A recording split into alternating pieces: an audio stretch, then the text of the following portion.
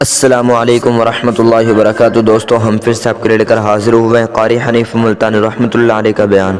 اللہ تعالی حضرت کی مغفرت فرمائے۔ دوستو بیان کو مکمل سنے گا آخر تک، بہت ہی شاندار بیان ہے۔ چلیے دیر نہ کرتے ہوئے بیان کو شروع کر لیتے ہیں۔ آل محمد کما صلیت علی ابراہیم وعلی آل ابراہیم انک حمید مجید۔ اللہم بارک علی محمد وعلی آل محمد کما بارکت علی ابراہیم وعلی آل ابراہیم انک حمید مجید۔ حضرات علماء کرام، محترم بزرگوں، عزیز دوستو، کافی سارے عرصے کے بعد آپ کے شہر جھنگ میں حاضری کا اتفاق ہوا، اور اللہ جانتا ہے کہ اس وقت دل میں کتنا دکھ محسوس کر رہا ہوں۔ جب بھی جھنگ میں حاضری ہوئی، میرے دائیں یا بائیں مفتی عبدالحلیم رحمہ اللہ تشریف فرما ہوا کرتے تھے۔ آج سٹیج خالی ہے۔ آج وہ اللہ والا ہم میں نہیں۔ حضور کریم صلی اللہ علیہ وسلم نے ارشاد فرمایا، علماء کا انتقال قیامت کا پیش خیمہ ہے۔ اللہ والوں کا دنیا سے اٹھ جانا گھنٹی ہے اس بات کی کہ قیامت آئی۔ پھر ایسا اللہ والا جو کبھی کسی کو لڑا کے راضی نہیں، کسی کو بھڑا کے راضی نہیں، پورے شہر کو ملا کر چلے کے چلنے والا، اللہ اور اس کے رسول کریم صلی اللہ علیہ وسلم کے صحیح راستے پہ لوگوں کو گامزن کرنے والا، آخری دم تک اسی کوشش میں، اسی سعی میں اور اللہ اللہ کرنے میں اور کرانے میں ساری زندگی گزار دی۔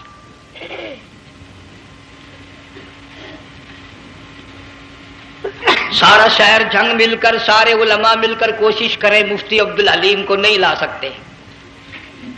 یہ خلا پورا ہونے والا نہیں۔ پھر ساتھ ساتھ مولانا صوفی محمد یار صاحب سب قید رحمہ اللہ، وہ بھی اس دنیا فانی سے رخصت فرما گئے۔ ایک اچھے خاصے طبقے کو وہ بھی داغ مفارقت دے گئے، اور قریب ہی کے زمانے میں سرگود شہر میں مفتی احمد سعید صاحب رحمہ اللہ وہ بھی رخصت ہو گئے۔ اللہ تو یقین جانو ان حضرات کا دنیا سے اٹھنا اس بات کی علامت ہے کہ ملک میں کچھ نہ کچھ ہونے والا ہے۔ جب آگ لگتی ہے، طوفان آتا ہے، بارش آتی ہے، عورت اپنے بچوں کو تلاش کرتی ہے، ادھر آ جاؤ، بارش آ گئی، آگ لگ گئی، اللہ پاک بھی اپنوں کو پہلے بلا رہا ہے، یہاں کچھ ہونے والا ہے، تم پہلے ہی آ جاؤ۔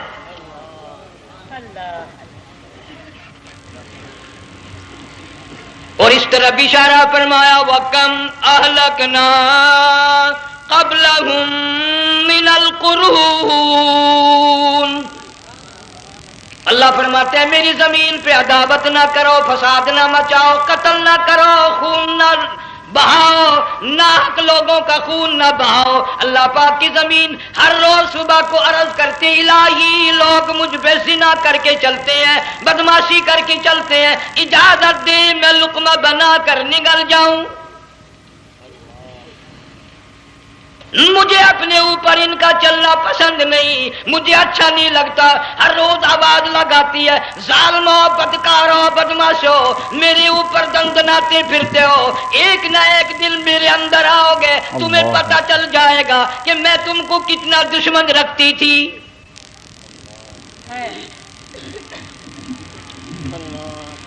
آج لوگ آزاد ہو گئے، جو کسی کی سمجھ میں آتا ہے وہی بکتا ہے، جو سمجھ میں آتا ہے وہی کرتا ہے، نہ کوئی راہ متعین رہی، نہ کوئی مسلک رہا، نہ کوئی بات رہی۔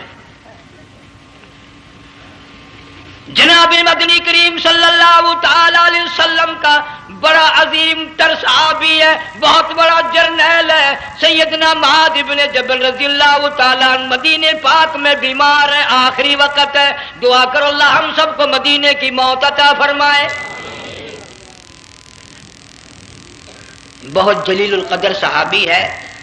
علماء کرام نے لکھا ہے کہ جب موت کا وقت بالکل قریب آیا، معاذ بن جبل رضی اللہ تعالی عنہ نے رونا شروع کر دیا، رونے لگ گئے۔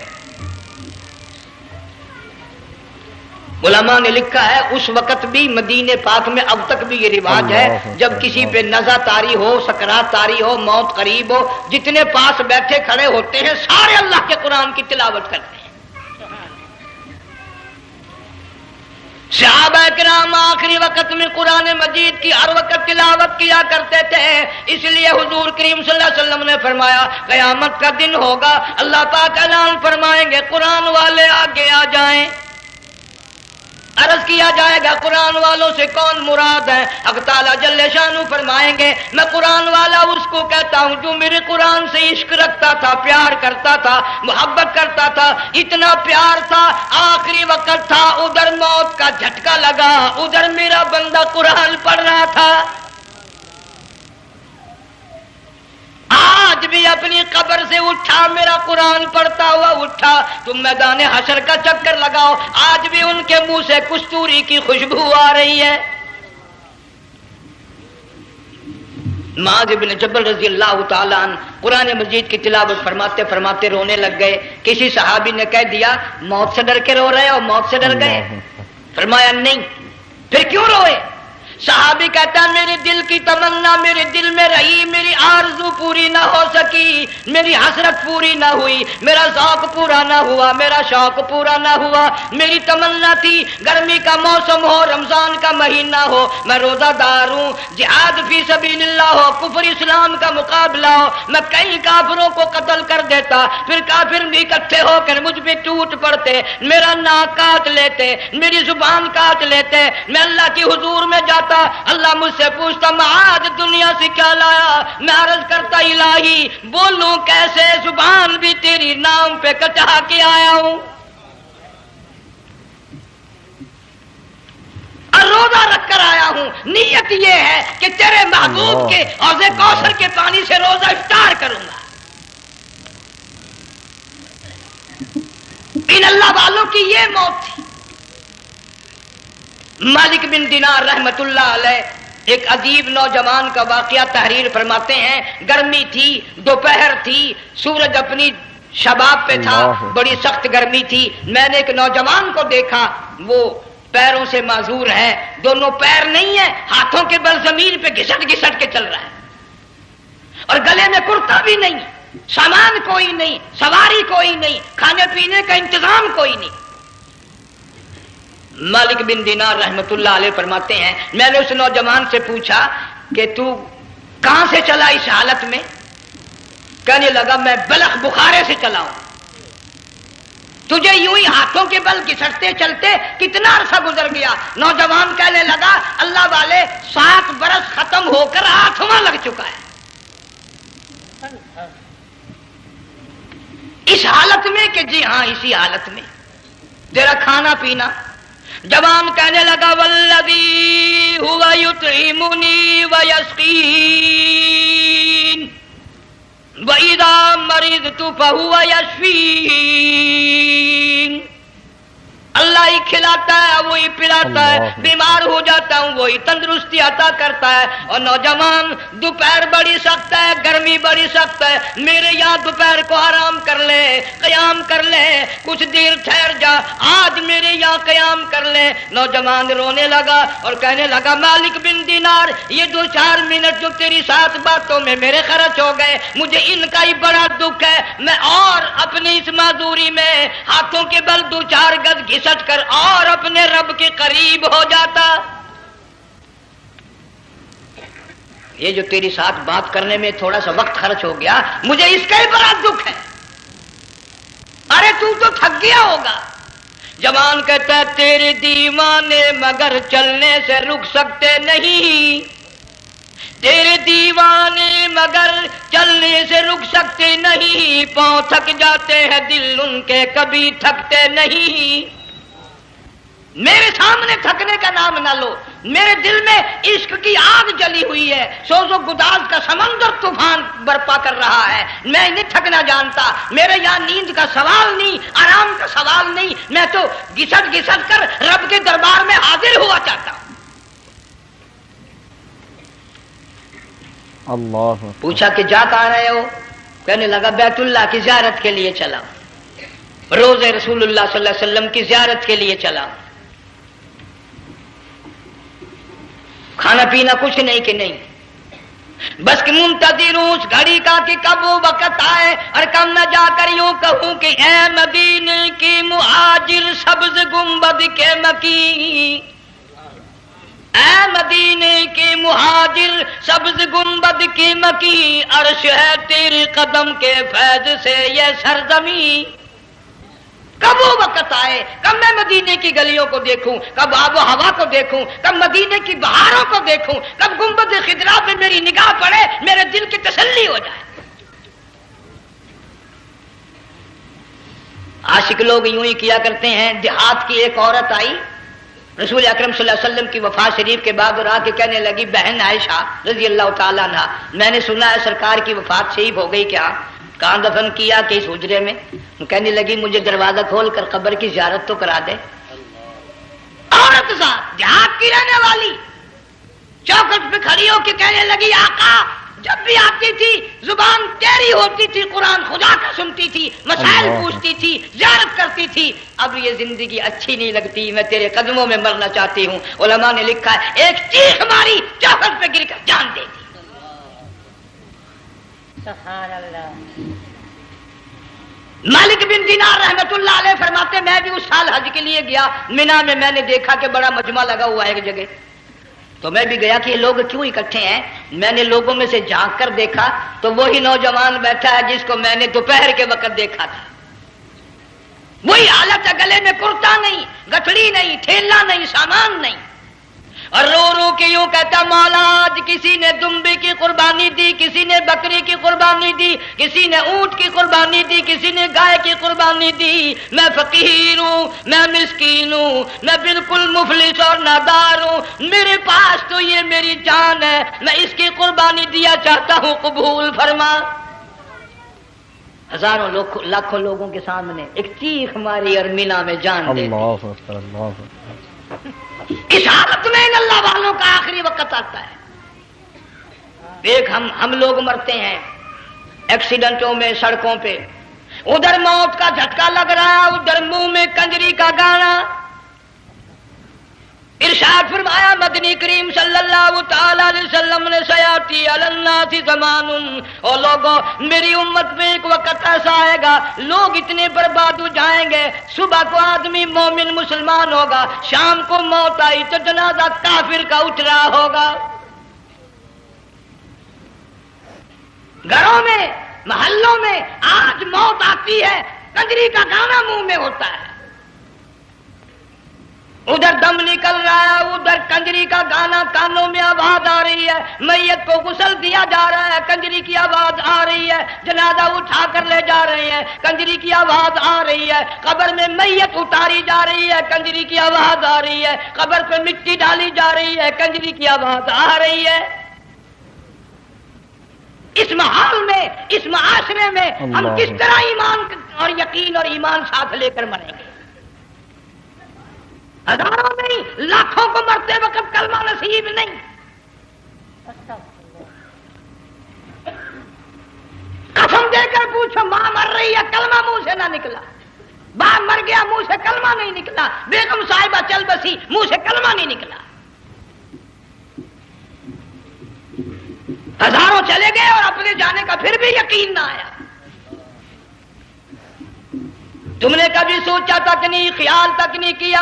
ارشاد فرمایا مدنی کریم صلی اللہ تعالی علیہ وسلم نے، اور لوگوں ابو ہریرہ رضی اللہ تعالیٰ عنہ سے پوچھا تو کیوں رویا؟ عرض کرنے لگا میرے آقا اتنی کمزوری کبھی نہ دیکھی، اتنی ضعیفی کبھی نہ دیکھی، اتنی ناتوانی کبھی نہیں دیکھی، چہرہ انور بالکل کمزور ہو گیا۔ آپ نے ٹھنڈا سانس لے کر فرمایا ابو ہریرہ تجھے معلوم نہیں موت بالکل قریب آ گئی، بالکل قریب آ گئی موت۔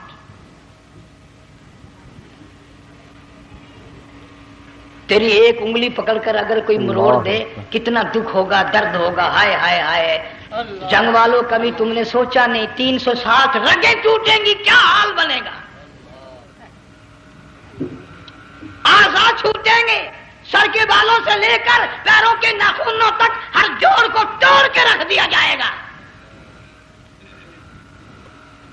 وزیروں، سفیروں، امیروں، حسینوں جمیلوں تمام کے جوڑوں کو اکھاڑ کے رکھ دیا جاتا ہے۔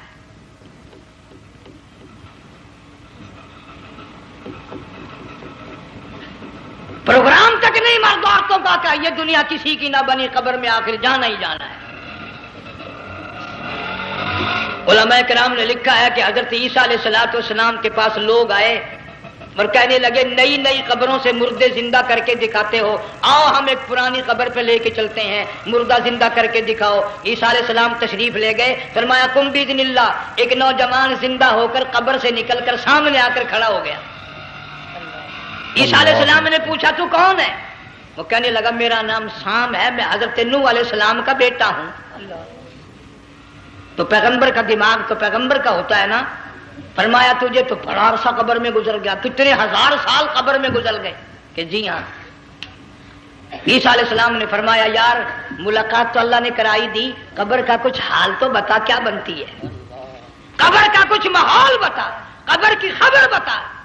علماء کرام نے لکھا وہ نوجوان رونے لگا اور کہنے لگا عیسیٰ علیہ السلام تو قبر کی خبر پوچھتا ہے، قبر کا حال پوچھتا ہے، قبر کا ماحول پوچھتا ہے، قبر کا معاملہ مجھ سے پوچھتے ہو، آپ مجھ سے پہلے یہ کیوں نہیں پوچھتے کہ موت کا جھٹکا کتنا شدید ہے؟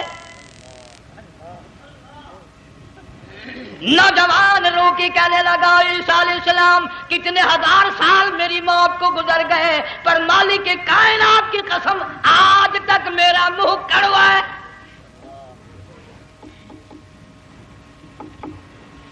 اس لیے جنگ والوں لمبی چوڑی بات کہنے کا وقت نہیں، حالات نہیں، میں تو تمہیں اتنا سا پیغام دینے آیا، کھانے پینے کا زمانہ ہے، میں جانتا ہوں تم کیلے کھاتے ہو، تمہیں کیلے کا ذائقہ معلوم ہے، امرود کا ذائقہ تم کو معلوم ہے، انار کا ذائقہ تمہیں معلوم ہے، انگور کا ذائقہ معلوم ہے، انناس کا ذائقہ معلوم ہے، آم کا ذائقہ معلوم ہے، ہزاروں پھلوں کے ذائقے تمہیں معلوم ہے، ہزاروں مٹھائیوں کے ذائقے تمہیں معلوم ہے، ہزاروں بیکری کی چیزوں کے ذائقے تمہیں معلوم ہے، ہزاروں شربتوں کے ذائقے معلوم ہے، پر تم نے جنگ والوں کبھی بھی قبرستان میں جا کر قبر والوں سے یہ نہیں پوچھا او قبر والوں ذرا بتاؤ تو صحیح موت کا ذائقہ کیسا ہے؟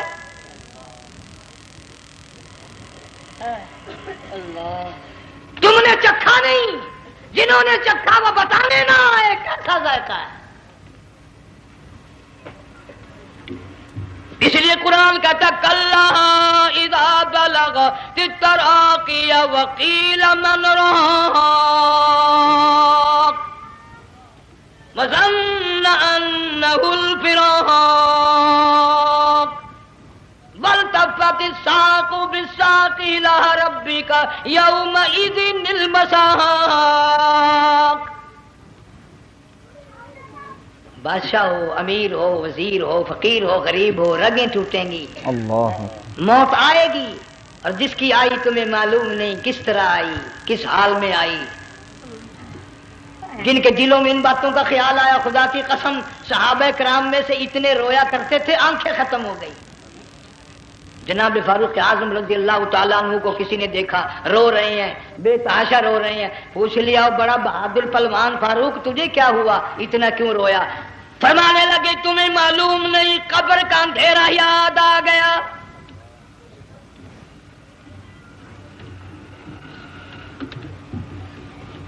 1,29,000 صحابہ کرام اس آخرت کے لیے قربانیاں دیتے آئے، اولاد کی قربانی دی، مال کی قربانی دی، جان کی قربانی دی، جو کرنا پڑا وہ کر گزرے، لیکن محمد عربی صلی اللہ علیہ وسلم کا دامن نہ چھوڑا۔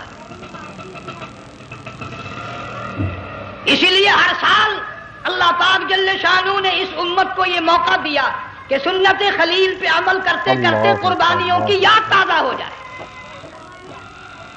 قربانیوں کی یاد تازہ ہو جائے۔ قرآن کریم میں جا بجا ابراہیم علیہ السلام کا اللہ پاک نے ذکر خیر فرمایا، یوں فرمایا ہم نے ان کے بڑے امتحان کیے، بڑی آزمائش کی، وہ ساروں میں کامیاب ہوئے۔ تم ہر وقت اللہ سے یہ دعا کیا کرو اللہ ہمیں امتحان میں نہ ڈالے، آزمائش میں نہ ڈالے، ہم امتحان کے قابل نہیں۔ یہ ہمارے جو امتحان ہوتے ہیں ان میں نقل ماری جاتی ہے، تو اللہ امتحان لے گا تو نقل کیسے ماریں گے؟ کیسے کام چلے گا؟ جناب ابراہیم علیہ السلام کو اللہ پاک نے ہزاروں امتحان میں مبتلا کیا، ہزاروں آزمائشیں کی، فَأَتَمَّهُنَّ، سب میں کامیاب گیا، سب میں پاس نکلا۔ ایک آزمائش ایسی بھی آئی، اللہ کی توحید کی وجہ سے، شرک کو مٹانے کی وجہ سے ابراہیم علیہ السلام کا سارا مصر فلسطین دشمن بن گیا۔ حضرت سارہ کو ساتھ لے کر چل دیے، ایک بیوی ساتھ ہے، اکیلا دم میں۔ یہاں تو لوگ محلوں میں شہروں میں کہتے ہیں جی میں اکیلا ہی ہوں، میں کیا کروں؟ اگر خلیل کہتا کہ میں اکیلا ہوں تو آج قرآن میں اس کا ذکر خیر کیسے ہوتا؟ پرواہ نہ کی، وہ کہتا میرے لیے میرا اللہ کافی ہے۔ کون کہتا ہے میں اکیلا ہوں؟ میری ساتھ تو اللہ ہے۔ مصر سے گزرنے لگے، بادشاہ کے ملازموں نے بادشاہ کو جا کے بتایا بڑی خوبصورت عورت گزر رہی ہے تیرے حلقے سے، بہت بڑی خوبصورت عورت ہے۔ کہ ملازم پکڑ کے لے کے چلے تو عورت ذات حضرت سارہ رونے لگ گئی، خلیل میرا کیا بنے گا؟ پیغمبر کو اللہ کی ذات پر بڑا یقین ہوتا ہے، فرمایا پرواہ نہ کر، میری آبرو میرے مولا کی آبرو ہے، چاہے جا چلی جا، میری عزت کی حفاظت میرا اللہ کرے گا۔ فرمایا فاللہ خیر حافظا وہو ارحم الراحمین،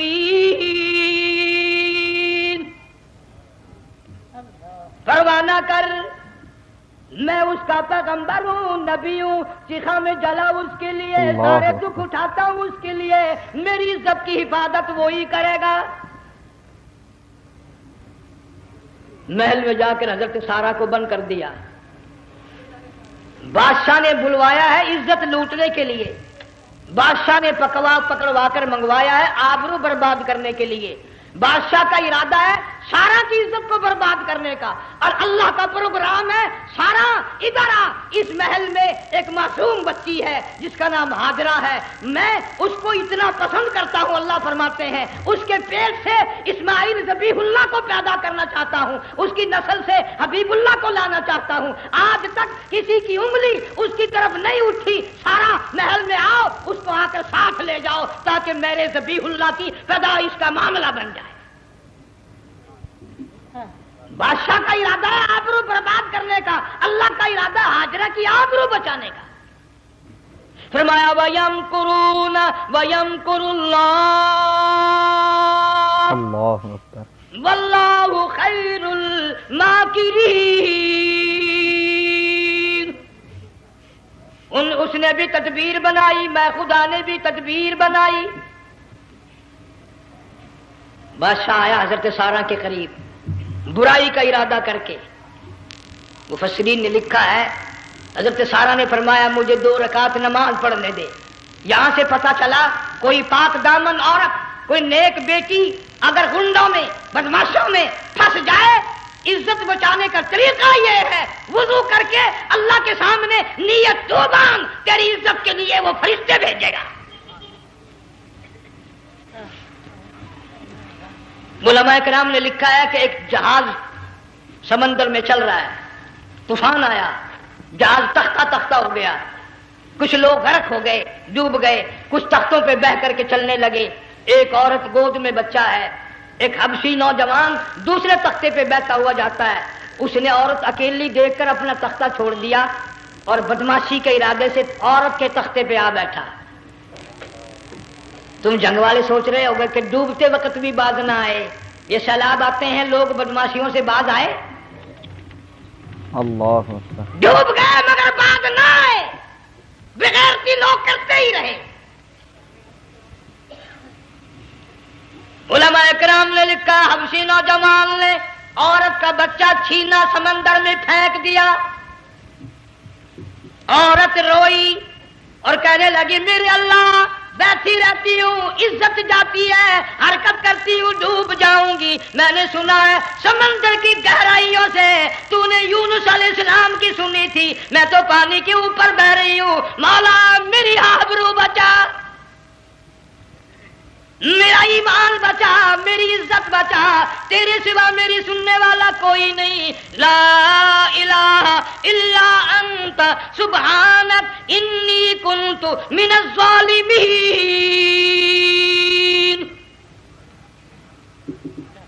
علماء نے لکھا ہے کہ ایک گردن سی نمودار ہوئی پانی میں سے اور حبشی نوجوان کو ایک ہی لقمہ بنا کر لے گئی۔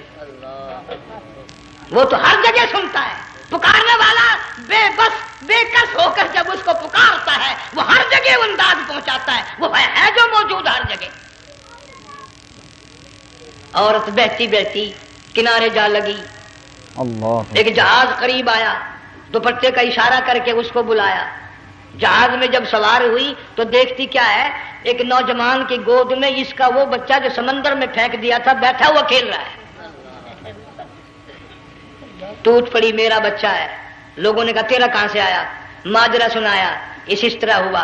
جہاز کے کپتان نے کہا ہم جہاز لے کر آ رہے تھے، غیب سے آواز آئی جہاز ادھر کو لے آؤ ورنہ ڈبو دیے جاؤ گے۔ ہم جب جہاز وہاں لے کر پہنچے تو دیکھتے کیا ہے کہ ایک جانور کی پیٹھ پہ یہ بچہ بیٹھا ہوا کھیل رہا تھا۔ عزت بھی بچی، ایمان بھی بچا، بچہ بھی بچا، اور کوئی بچانے کے لیے تدبیر کرے جبھی نہ۔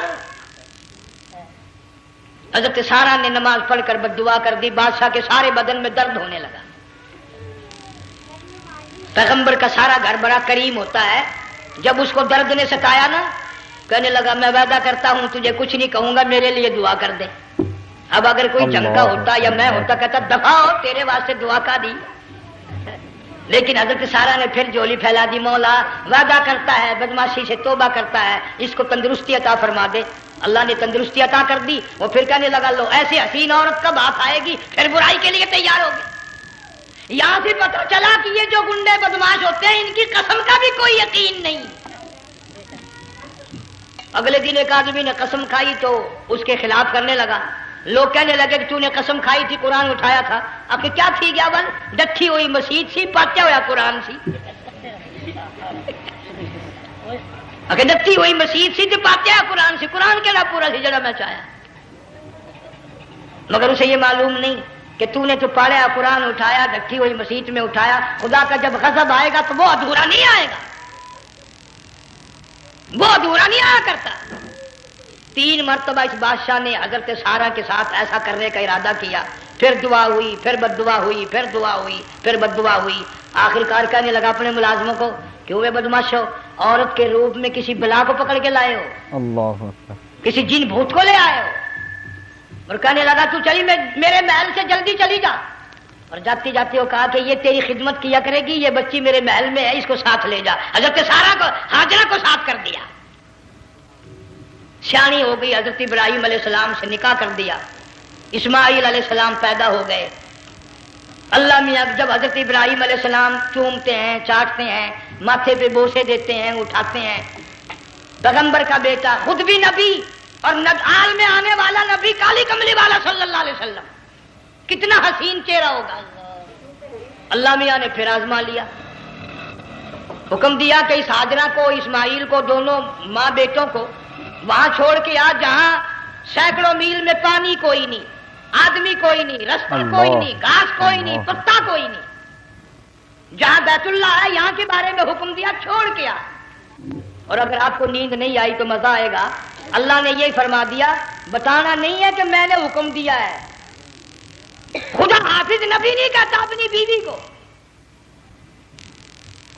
آج لوگ ہر بات میں کہہ دیتے ہیں ہمارے پیروں کو پتا کل کو کیا ہوگا، ہمارے فقیروں کو پتا ہے پرسوں کیا ہوگا۔ اور بڑی مدت کی بات ہے، یہی موسم تھا، چماسا گرمی تھی، انارکلی لاہور سے ہم کئی ساتھی گزر رہے تھے، فٹ پاتھ پہ بیٹھا ہے ایک ملنگ، چاروں طرف لوگ کھڑے، بڑا مجمع، کافی دنوں کی تو بات ہو گئی، ہاتھوں کی لکیر دیکھ کر لوگوں کی تقدیر بتا رہا تھا۔ کسی کو کہتا تھا تجھے بڑی اونچی پوسٹ ملے گی، کسی کو کہتا تھا تیری شادی بڑی فرسٹ کلاس لیڈی سے ہوگی۔ وہ بابو تو کوڈا ہی ہو جاتا تھا، لیڈیوں پہ بڑے مرائے یہ لیڈے کوئی کام نہیں، رات دن بس لیڈیوں کے پیچھے ہی پھرنا ہے۔ میں نے اپنے ساتھیوں سے کہا، میں نے کہا میں بھی تقدیر پوچھتا ہوں اپنی۔ کہنے لگے شرارت ہو جائے، یہ منع کر ہے، ساری دنیا پر ہاتھ دکھا رہی ہے، کوئی شرارت نہیں، میرے ہاتھ میں شرارت ہے۔ 1 रुपया ले रहा था, वो मैं भी लोगों में घुसता घुसाता, भीड़ में से ऊपर नीचे यूं होता होता मैं भी पहुंच गया, और दोनों घुटने मैंने जमीन पे रख दिया, रुपया हाथ में। मैंने उसके लेकर कहा, मैं मलंग जी अगर अब देखिया मेरी शादी हो जाएगी कि नहीं। अब उसने देख के मेरी तरफ कहने लगा, उसने सोचा कि यहाँ अच्छे भले को नहीं मिलती पाकिस्तान में, इसे कौन देगा। अच्छी तरह मेरा हाथ देखा भी नहीं, झटक के कहने लगा, नो तेरी शादी नहीं होनी है। मैं क्या खोते, तेरे बाप के 8 बच्चे खेल रहे हैं।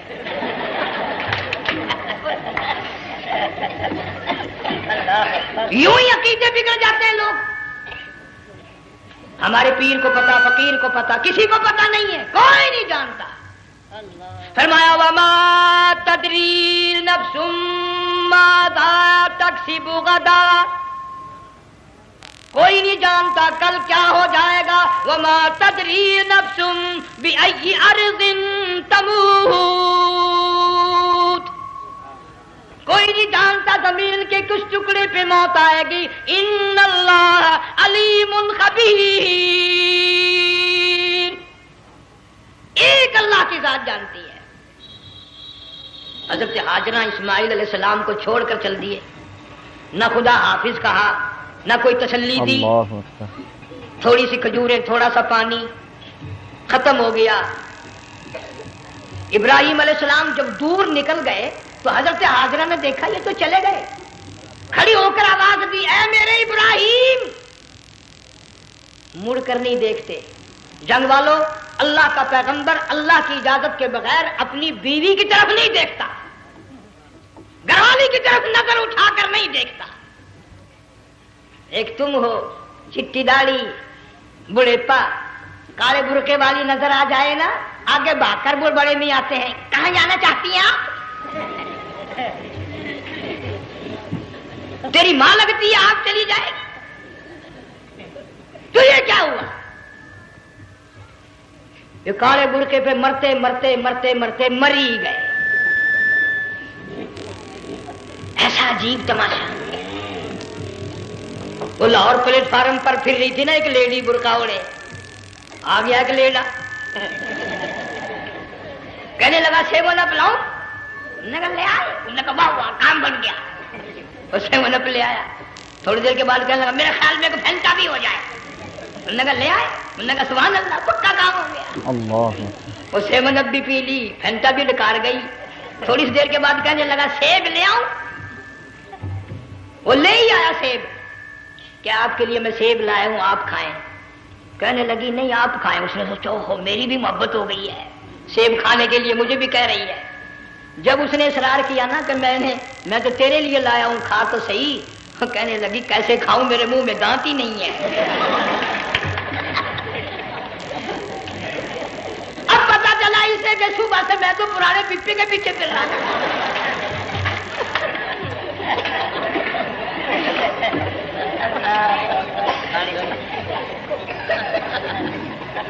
सिर्फ बुरका देखा चल दी। यहां पैगंबर अपने घरवाली की तरफ नहीं देखता। हजरत हाजरा ने इस्माइल अलैहिस्सलाम को सीने से लगाया। अरब की कद्दावर माई, ताकतवर माई दौड़ लगाकर हजरत खलील का रास्ता आके रोक लिया और कहने लगी मैं जवान औरत, ये प्यारा नूरे नजर, ये लख्ते जिगर, शक्ल तो देखो, सूरत तो देखो, हमें यहां छोड़ के जा रहे हो? अल्लाह का पैगंबर बोलता नहीं।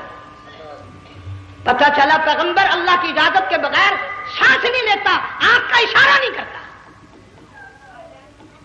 हजरत हाजरा रोने लग गई, मेरे खलील, मेरे इब्राहिम, मेरा कसूर बताओ, मेरा जुर्म बताओ, मेरी खता बताओ, मेरा गुनाह बताओ, माफी चाहूंगी, माजरत करूंगी। इस बच्चे का क्या गुनाह है, इस मैदान में छोड़ के चले हो? बोलते नहीं है, अल्लाह की तरफ से बोलने की इजाजत नहीं है। हजरत हाजरा ने खुद ही कयास लगाया, सोचती हैं पैगंबर तो किसी पे जुल्म नहीं करता। वो कहने लगी खलील, कहीं उस रब का हुक्म तो नहीं, कहीं उस अल्लाह का यूं हुक्म तो नहीं? जंग के लोगों अगर खलील हाँ कह देता तो क्या हर्ज था? हाँ नहीं कहता, اجازت نہیں، تاکہ ہاجرہ کے یقین ایمان کا امتحان مکمل ہو۔ مفسرین نے لکھا ہے کہ حضرت ابراہیم علیہ السلام نے سر کا یوں اشارہ کیا، بس ذرا سا ہاں، پھر عورت کا ایمان دیکھ، یقین دیکھ، یہی نہ بیٹھی، دوڑ کے وہاں گئی یا جہاں پہلے بٹھا کر آئے تھے، اور کہنے لگی ابراہیم جاؤ، میں جانوں میرا رب جانے، پرواہ نہیں۔ راتیں آتی ہیں چلی جاتی ہیں، دن آتے ہیں گزر جاتے ہیں، تھوڑی سی کھجوریں تھی وہ ختم ہو گئی، پانی ختم ہو گیا، بھوک اور پیاس نے بے چین کر دیا، اسماعیل علیہ السلام کی اتنی لمبی زبان باہر نکلا، دو پتھر کھڑے کر کے اوپر ایک پتھر رکھ کر چھاؤں بنائی، اس کے نیچے لٹا دیا، اور پھر چکر لگایا، کبھی صفا پہاڑی پہ چڑھتی ہے، کبھی مروہ پہاڑی پہ چڑھتی ہے، کبھی اترتی ہے، اور ڈھلوان میں سے بھاگ کر چلتی ہے جب اپنا بچہ نظر نہیں آتا۔ اللہ سارے کہہ دو اللہ بڑا بے نیاز ہے، اللہ بڑا، زور سے کہو اللہ بڑا۔ کسی کے 500 سال کے سجدے رد، کسی کی ہزاروں سخاوت صدقات رد، کسی کی چال منظور، کسی کی رفتار منظور، کسی کی ٹور منظور، اور یوں فرمایا ہاجرہ میری رحمت کی تلاش میں آج جو تو نے دوڑ لگائی ہے، یہ تیری چال ڈال رفتار ٹور ہمیں اتنی پسند آ گئی، اتنی پسند آ گئی کہ آج کے بعد خلیل اللہ کیوں نہ ہو، ذبیح اللہ کیوں نہ ہو، کلیم اللہ کیوں نہ ہو، روح اللہ کیوں نہ ہو، حبیب اللہ کیوں نہ ہو، صحابہ کرام کیوں نہ ہو، قطب ابدال غوث کیوں نہ ہو، میری ہاجرہ مجھے اپنی کبریائی کی قسم جب تک وہ تیری چال چل کے نہ دکھائے گی حاجی کا لانے کا حقدار نہیں ہو سکتا، تیری رفتار اسے چلنی پڑے گی۔ فرمایا ان الصفا والمروۃ من شعائر اللہ فمن حج البیت او اعتمر فلا جناح علیہ ان یطوف بہما ومن تطوع خیرا فإن اللہ شاکر علیم۔ ساتویں چکر میں آواز سی آئی، اب رو پڑی حضرت ہاجرہ، کہنے لگی میرا بچہ اگر چل بسا میں پھر کیا کروں گی، سن لی میں نے آواز۔ آپ کی کیا دیکھتی ہے، اسماعیل علیہ السلام کی نرم و نازک ایڑیاں جس زمین پہ رگڑی گئی تھی وہاں سے چشمہ جاری کر دیا، حضرت ہاجرہ نے پی لیا، بھوک بھی ختم ہو گئی، پیاس بھی ختم ہو گئی، بچے کو بھی پلایا۔ اللہ تعالیٰ نے خانہ کعبہ کی بنیاد ڈال دی، ایسے گھر کی بنیاد ڈالی، حضور صلی اللہ علیہ وسلم فرماتے ہیں 500 سال کی عبادت ایک طرف اور بیت اللہ پہ ایک نگاہ یوں ڈالنا ایک طرف، 500 سال کی عبادت کا وہ ثواب نہیں جو ایک نظر خانہ کعبہ پہ ڈالنے کا ثواب ہے۔ اور اللہ پاک یوں فرماتے ہیں کہ جو آنے والا حجر اسود کو بوسہ دیتا ہے، اللہ پاک یوں فرماتے ہیں میں سمجھتا ہوں میرا سجا ہاتھ پکڑ کر میرے بندے نے چوم لیا۔ جو غلاف کعبہ کو پکڑ کر مانگتا ہے، اللہ فرماتے ہیں میں یہ سمجھتا ہوں میرا دامن پکڑ کے مانگ لیا۔ جو مقام ملتزم پہ لپٹ کے مانگتا ہے، اللہ فرماتے ہیں میں سمجھتا ہوں میری چوکھٹ پہ پڑھ کے مانگ لیا۔